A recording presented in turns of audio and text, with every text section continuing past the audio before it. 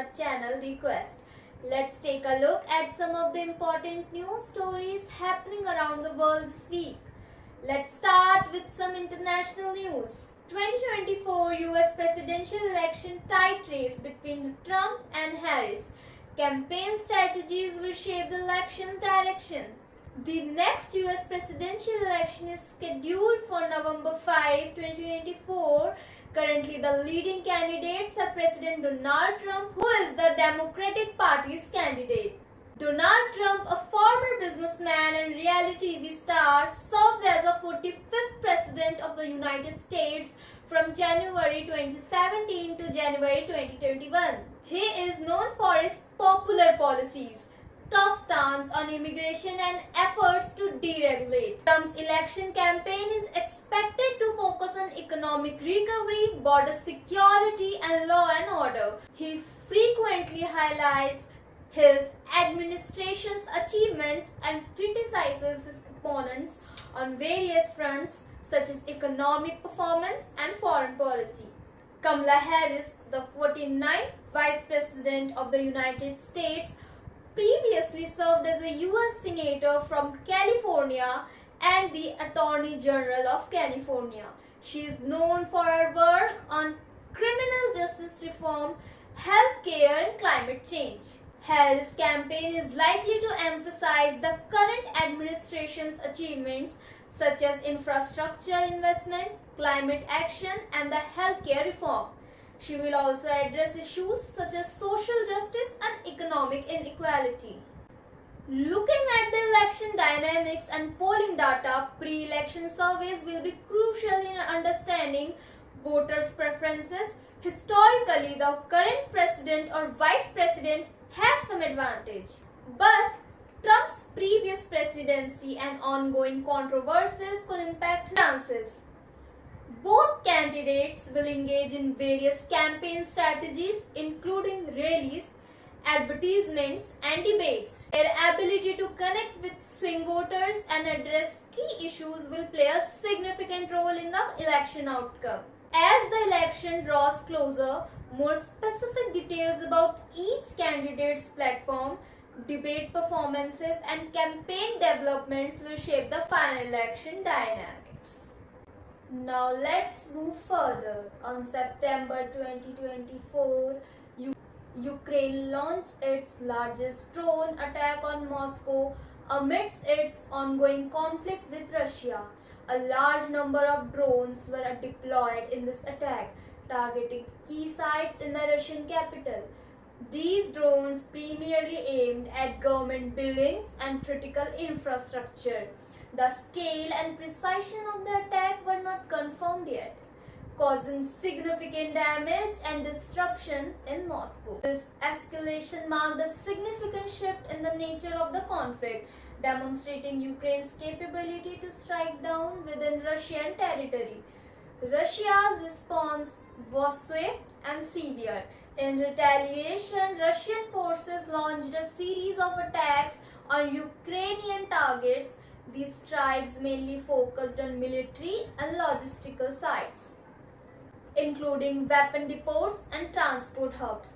The objective was to weaken Ukraine's military capabilities and disrupt the flow of resources and supply critical to the Ukrainian war effort. Russia has also enhanced its air defense measures to protect against future drone attacks. This event highlights the growing complexity and aggressiveness of drone warfare. Both sides are now using drones not just for surveillance but also for offensive operation, underscoring the crucial role of technology in modern warfare. The international community is closely monitoring the situation, concerned about the potential consequences of further escalation in this conflict. This development underscores the need for new diplomatic efforts to manage the conflict and maintain security. Now let's turn to some of the important news stories from across the world. The first news is about Indian politics. Rahul Gandhi clarified his support for the reservation system and addressed misconceptions, advocating for increasing the quota beyond 50%.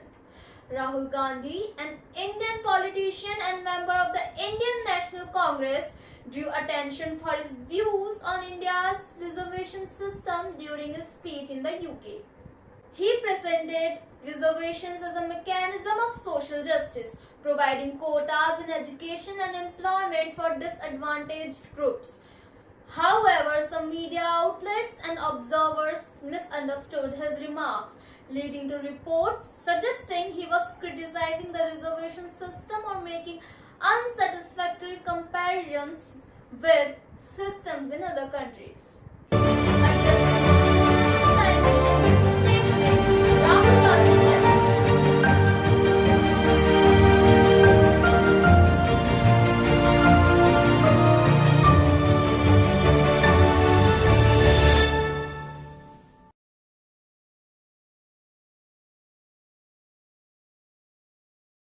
Yesterday, someone misrepresented my statement and suggested that I am against reservations. But let me be clear, I am not against reservations. We will increase reservations beyond the 50% limit.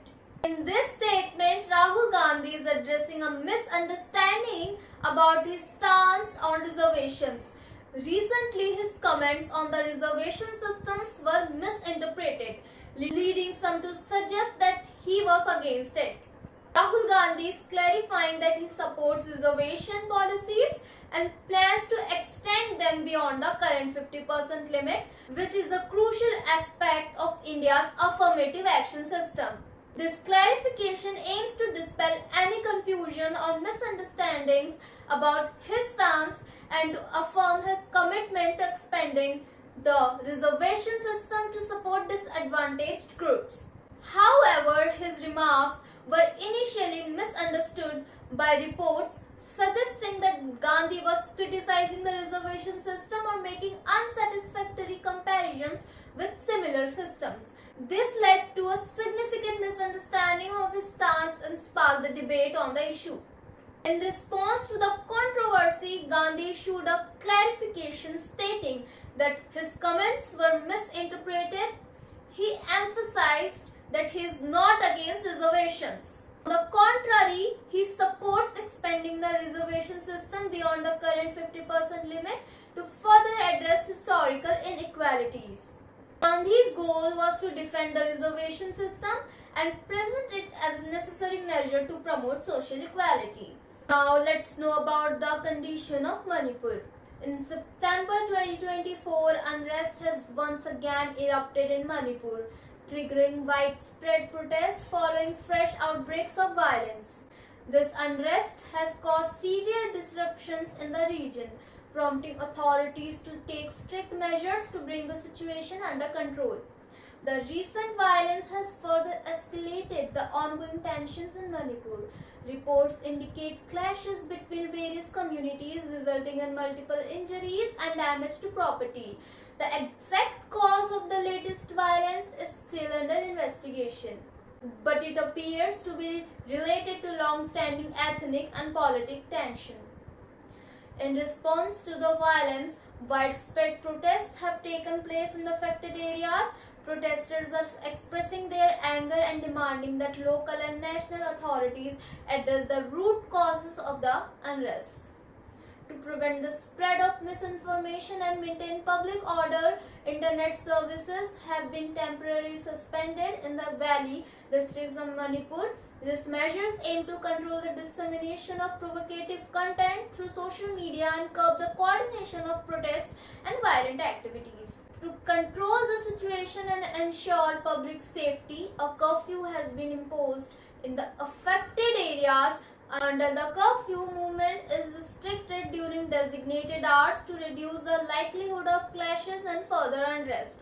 Local administrations, in coordination with state and central authorities, is actively working to manage the situation. Security forces have been deployed to maintain peace and order, and efforts are being made to address the concerns of the protesters and engage in dialogue with community leaders. The situation remains complex and ongoing efforts are being made to restore normalcy in Manipur. Authorities are closely monitoring the developments and are committed to resolving the crisis. Let's now talk about Delhi's Chief Minister Arvind Kejriwal. Delhi's Chief Minister and an influential political leader, Arvind Kejriwal was granted bail by the Supreme Court of India on 13 September 2024. This decision was made amid serious ongoing trials against Kejriwal involving charges of corruption and money laundering. The legal issues involving Kejriwal include his arrest by the Enforcement Directorate (ED) on 21st March 2024, related to a money laundering case connected to a now repealed policy. The case alleged that the policy was misused to benefit a specific organization, involving various financial irregularities, fraud or other misconduct. Following this, on June 26, 2024, the CBI arrested Kejriwal in a separate correction. Following this, on June 26, 2024, the CBI arrested Kejriwal in a separate corruption case which was likely related to violations and bribery associated with the same excise policy. During the money laundering case, the Supreme Court granted Kejriwal interim bail on July 12, 2024. However, he remained in judicial custody due to the CBI's corruption case until the current decision. At this time, Kejriwal and businessman Amardeep Singh Dhal were among the 40 accused in these cases and were imprisoned. Kejriwal's legal representatives were particularly focused on denying the charges, arguing that the allegations were entirely politically motivated, aiming to destabilize his government. On September 13, the Supreme Court granted bail, marking a positive turn in this highly publicized case.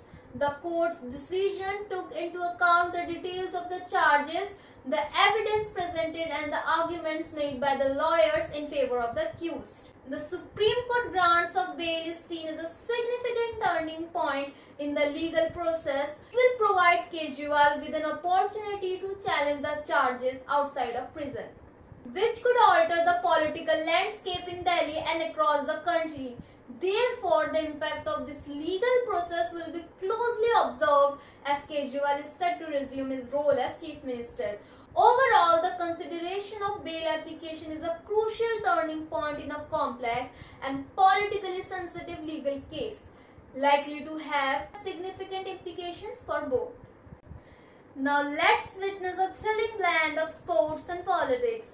In the upcoming Haryana elections, a significant contest will be witnessed where prominent figures like Vinesh Phogat and Captain Abhimanyu will face each other.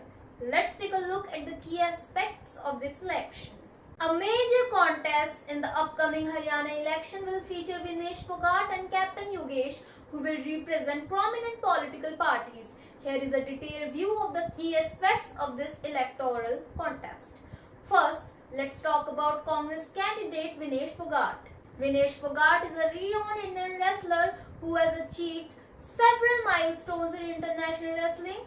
She is entering politics as a candidate for the Indian National Congress. Her entry into the politics is seen as an attempt to garner support and address social issues by leveraging her sports fame and public image. She is contesting the election on behalf of the Congress party, reflecting the party's strategy to enhance its appeal and voter base by including high-profile candidates.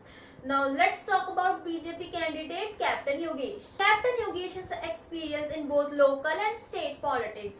He possesses deep knowledge of the political landscape and governance issues, making him an emerging seasoned candidate.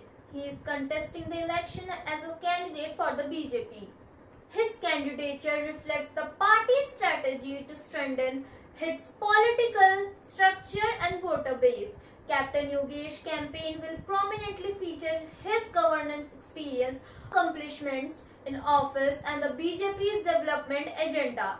Key issues may include infrastructure development, economic growth, and effective governance. Vinesh Phogat will hope to attract a broad demographic, especially youth and women, by leveraging her sports background and public recognition.